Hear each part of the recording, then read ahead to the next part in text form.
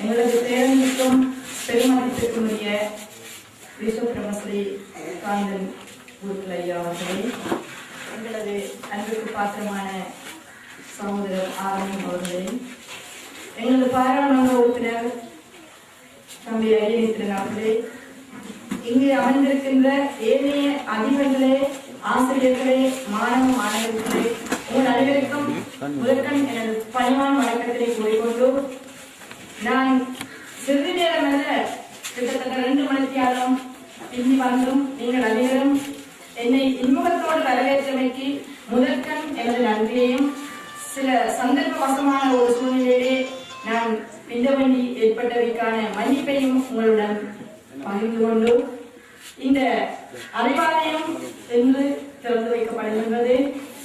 அறிவு ஆலயம் ரெண்டும் சேர்ந்ததாக இங்கு இது திறந்து வைக்கப்படுகின்றது. ஆகவே இங்கு அறிவும் வளர்க்க வேண்டும், அதே போல நல்ல பண்புகளும் எங்களுடைய இந்த கிராமப்புற சூழ்நிலை வளர்ந்து இந்த ஆலயம் சிறப்ப வேண்டும் என்ற அந்த வார்த்தையை கூறி, அதே போடியார் என்றால் அறிஞர்கள் தொடக்கம் ஆண் பெண் குழந்தைகள் வரையும் அறிந்த ஒருவர். ஆரிடம் கேட்டாலும் அதே போடியார் என்றால் அவர் அறிந்த ஒரு மனிதராகத்தான் இந்த சூழலே அவர் வாழ்ந்தார். இங்கு மட்டுமல்ல, நாட்டுப்புறம் அல்ல நகரப்புறம் முழுக்க அதே போடியார் என்றால் தெரியும். நான் கட்டிய காலத்திலே அங்கிருக்கின்ற அனைவருக்குமே தெரியும். தாம்பரேஸ்வரர் கோயில் கட்டும் நேரத்திலே அடிக்கடி வருவார். அதே போன்று தாம்பரேஸ்வரர் கோயில் மட்டுமல்ல, அவர் பண்டரை வழி ஆலயம் தொடக்கம் பல ஆலயங்களில் முன்னின்று உழைத்தவர்கள் ஒரு அறிஞர் என்றுதான் கூற வேண்டும். ஆலயம் மட்டுமல்ல, கூட்டுறவு சங்கமா, விவசாய திணைக்களமா, என்னென்ன இங்கு இடம்பெறுகின்றதோ அத்தனை நிறுவனங்களிலும் அவர் தனது பங்களிப்பை பகிர்ந்து கொண்ட ஒரு பெரியவர். அவர் எனக்கு மாமா என்றாலும், அவர் இறப்பதற்கு ஒரு கிழமைக்கு முதல் ஒரு நாள் எனக்கு தொலைபேசியிலே தொடர்பு கொண்டார். என்ன மாமா ஒன்றுமில்ல, கலைக்கோணம் போல இருக்குது என்று சொன்னார். அந்த வகையிலே அவர் ஒரு தீர்க்கதரிசி என்றுதான் கூற வேண்டும். என்றால் தனக்கு முடிவு நெருங்குகிறது என்பதை அறிந்து அவர் அதை கலைக்க வேண்டும் என்று என்னுடைய கலைத்திலிருந்து அவர் ஒரு தீர்க்கதரிசியும் ஆவார். அவருடைய புத்திரங்கள், அதாவது ஒரு எண்ணம் நன்றாக அமைய வேண்டும், ஒருவருடைய செயல் நன்றாக அமைய வேண்டும். எண்ணம் சொல் நன்றாக இருந்தால் அந்த செயல் நன்றாக அமையும் என்பதற்கு அமைய அவர் நல்ல புத்திரங்களை பெற்று, என்னுடைய கண்மையை கூறியது போல தந்தை மகற்காற்றும் உதவியை அவர் செய்திருக்கின்றார். அதே போல அவருடைய மக்களும் தந்தைக்காற்றும் உதவியை செய்து கொண்டிருக்கிறார்கள். அவர் இழந்த நாள் தொடக்கம் அவர்கள் அவரின் பேரிலே சென்ற 1ஆம் தேதி ஒரு நிகழ்வு நடைபெற்றது. இன்று இந்த அறிவாலயம் திறக்கப்படுகின்றது. நான் நினைக்கின்றேன், இந்த அறிவாலயத்தின் பணி வெளியில் இருக்கின்ற தம்பி ரத்னம் அவர்களால் செய்யப்பட்டது என்று இங்கு கூறப்பட்டது. அவர் வெளியில் இருந்தாலும் அதை இங்கு கருவியாக இருந்து நடத்தியவர் ராஜிலை என்று அறிந்தோம். அந்த வகையில் அதே நேரத்திலே அதிபருடைய ஆதங்கத்தை இங்கு நான் கேட்டேன். அந்த அதிபருடைய ஆதங்கத்துக்கு காரணம் இங்கிருக்கின்ற பிள்ளைகளாகிய நீங்கள் என்பதை தெரிந்து கொள்ளுங்கள். ஏனென்று சொன்னால், நீங்கள் ஆசிரியர்கள் ஊற்றும் கல்வியை ஒழுங்காக கிரகிக்காவிட்டால் எந்த பயமும் இல்லை.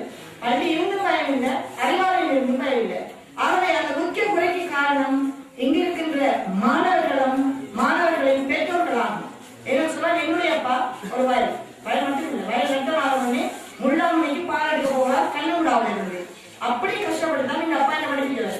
ஆனா அவர் செய்யற கஷ்டத்தை நான் உணராம விளையாடி இருந்தா நான் இந்த நிலைக்கு வந்திருக்க மாட்டேன்.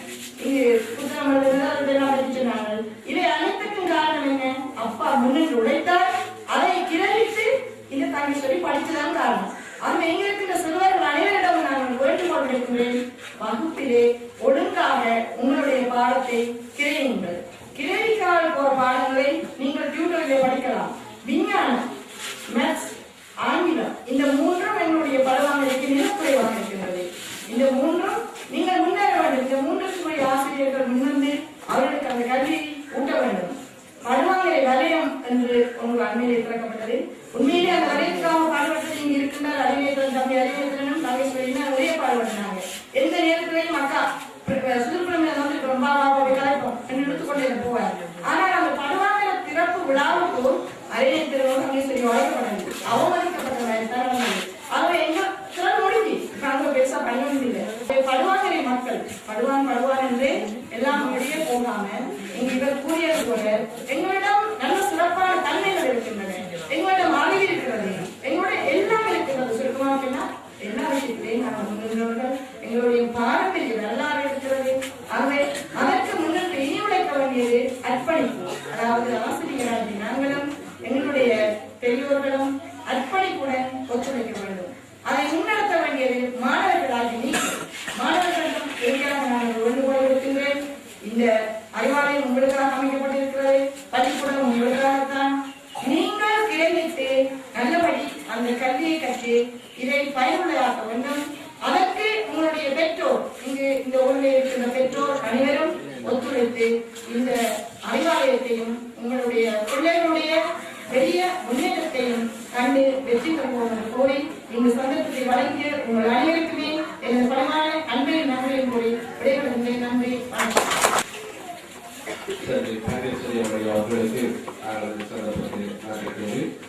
அடுத்து இந்த நிகழ்விலே பிரதம அதிதியாக கலந்து சிறப்பித்துக் கொண்டிருக்கின்ற மதிப்புக்குரிய பாராளுமன்ற உறுப்பினர் சிறப்பா அரியேந்திரன் ஐயா அவர்களை அடுத்து கருத்தை வழங்க அன்போடு அழைக்கிறோம்.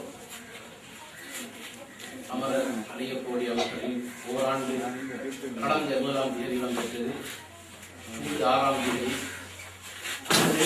நிறைவாக அறிவாலயம் திறப்பு விழாவில் தலைமை தாங்கி கொண்டிருக்கின்ற தலைவர் அவர்களே, இந்நிகழ்வில் சிறப்பாக கலந்து சிறப்பித்துக் கொண்டிருக்கின்ற முன்னாள் பாராளுமன்ற உறுப்பினர் மதிப்புக்குரிய தங்கேஸ்வரி அக்கா அவர்களே,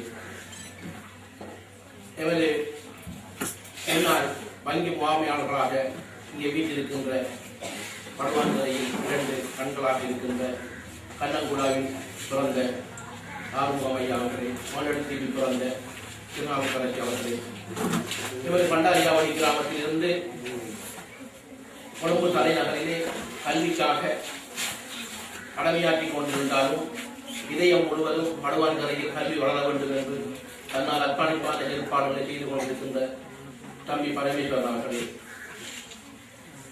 இந்த நிகழ்விலே கலந்து சிறப்பித்துக் கொண்டிருக்கின்ற எமது மதிப்புக்குரிய, நான் முதலிலே கூறியிருக்க வேண்டும், மன்னிக்க வேண்டும் ஐயா. எப்போதும் நான் கூறுவேன், காந்தன் குருக்கள் ஐயா அவர்களின் கருத்தை பற்றி பல இடங்களில் கூறியிருக்கின்றேன். நான் ஒரு சின்ன உதாரணத்தை கூறிவிட்டு அவரை நான் மாற்றலாம் என்று நினைக்கின்றேன். நான் 90 காலப்பகுதி என்று நினைக்கின்றேன். அப்பொழுதுதான் கால்நடை அமைப்பின் முதலாசிரியராக நிந்தவூரிலே கடமையாற்றிக் கொண்டிருந்தேன். அப்பொழுது நான் ஊடகத்துறையிலும் பணிபுரிந்து கொண்டிருந்தேன் பகுதி நேரமாக. அப்பொழுது நிந்தவூரிலே இருக்கின்ற ஒரு இஸ்லாமிய அமைப்பு ஒரு சிறப்பு பேச்சாளராக ஐயாவை அழைத்திருந்தார்கள். அந்த நிந்தவூரிலே சென்று அவர் கூறுகின்ற போது அவர் இந்து சமயத்தை பற்றி அங்கு பேசவில்லை, இஸ்லாமிய சமயத்தை பற்றி பேசியிருந்தார். அப்பொழுது அவருக்கு பின்னால் பேசிய ஒரு மௌனவி, ஐயாவுக்கு ஞாபகம் இருக்குமோ என்று தெரியவில்லை, நான் பேசியதை விட எனக்கு தெரியாத விடயத்தை அவர் கூறியிருக்கின்றார், இஸ்லாம் தத்துவத்தை என்று கூறியிருந்தார். ஆகவே அப்பாறு போட்டுத்தக்க ஒரு பெரியார், பல்துறை வித்தகர், ஒரு புத்திஜீவி, அவரை நான் வாழ்த்துவதில் பெருமை அடைகின்றேன். அதனோடு இருக்கின்ற எமது ஆசிரியர்கள், எமது இந்த அதிபர் கட்டுடன் தலைமை புரிகின்ற ஒரு பண்டாரியாவுடைய மண்ணிலே இருந்து, அதைவிட இந்த உறவினர்கள், ஊரவர்கள், புத்திஜீவிகள், ஆசிரியர்கள், மாணவர்கள் அனைவருக்கும் இந்நேர வணக்கங்கள். இந்நேரம் வந்து நான் நினைக்கின்றேன் 1:39 ஆகிக் கொண்டிருக்கின்றேன் நினைக்கின்றேன்.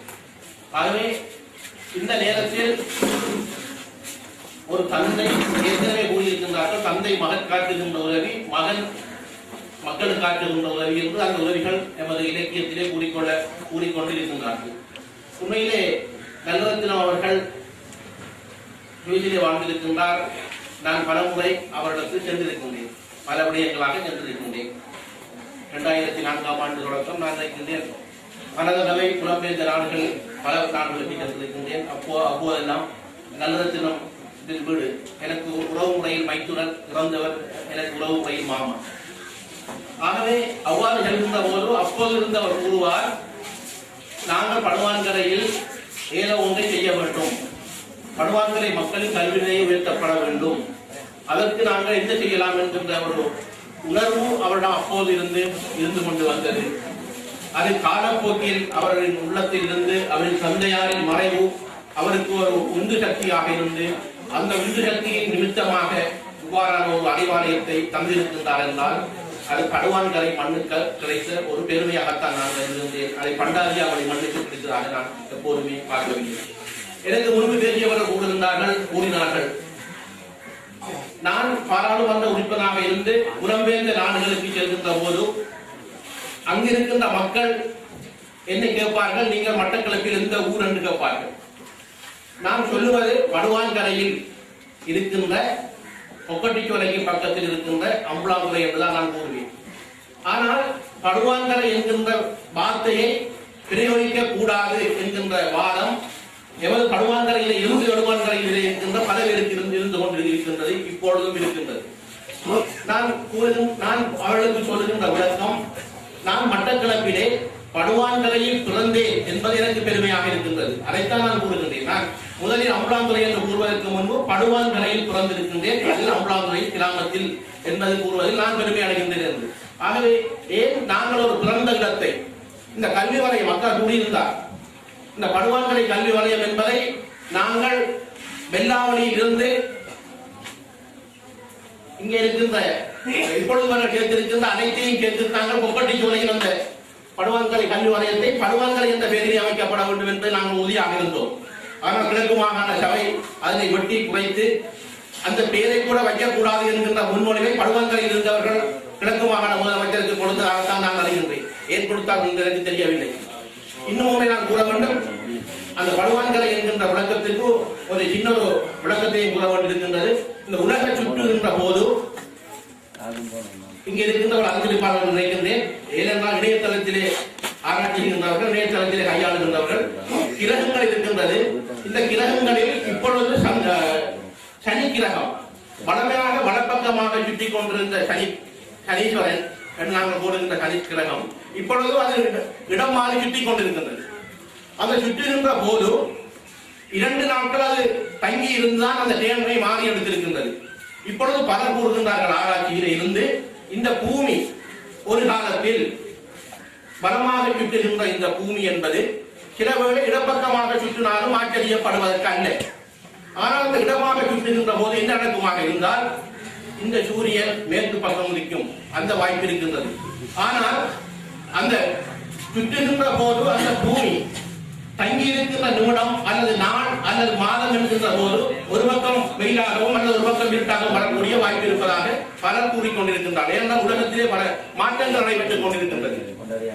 ஆகவே நாங்கள் படுவான்கரை அப்போது கூறியிருக்கின்ற போது நாங்கள் அங்கு அதை படுவான்கரை என்று அதை கேவலப்படுத்த முடியாது. இதற்காக நான் இதை கூறுகின்றேன். ஆகவே இந்த இயற்கையை தந்ததை வைத்துக் கொண்டு அதை நாங்கள் பிரயோகமாக பாவிக்கின்ற போது அது படுவான்கரை எடுவான்கரை என்று கூறுகின்ற போது எனக்கு முன்பு பெரிய ஆர்வம் அவர்கள் கூறியிருந்தார்கள். படுவான்கரை இருக்கக்கூடிய மக்கள் தான் அங்கே கல்வியிலே எடுவான்கரையில் முன்னோடிகளாக இருக்கின்றார்கள் என்று கூறியிருந்தார். எனக்கு முன்பு பெரிய திருநாவுக்கரசர் கூறியிருந்தார். அவரின் மகன் நினைக்கின்றேன் வைத்தியராக கடமையாற்றிக் கொண்டிருக்கின்றார்கள். இப்பொழுது மட்டக்களப்பு வைத்தியசாலையில் இருக்கின்றார்கள் என்று நான் நினைக்கின்றேன். அவர் கூறியிருந்தார், அம்புலாந்துறையிலிருந்து ஒரு பெண்மணி இப்பொழுது சத்திர சிகிச்சை நிபுணராக வந்திருக்கிறார் என்று. அந்த பெண்மணியின் வாழ்க்கையை அவரின் கல்வியில் நீங்கள் பார்க்கின்ற போது அம்புலாந்துறை கலைமகள் மகா வித்தியாலயத்திலே கல்வி கற்று வின்சென்ட் மகளிர் பாடசாலையில் உயர்தர வகுப்பு படிக்கின்ற போது அவர் டியூஷன் கிளாஸாக இருந்தாலும் சரி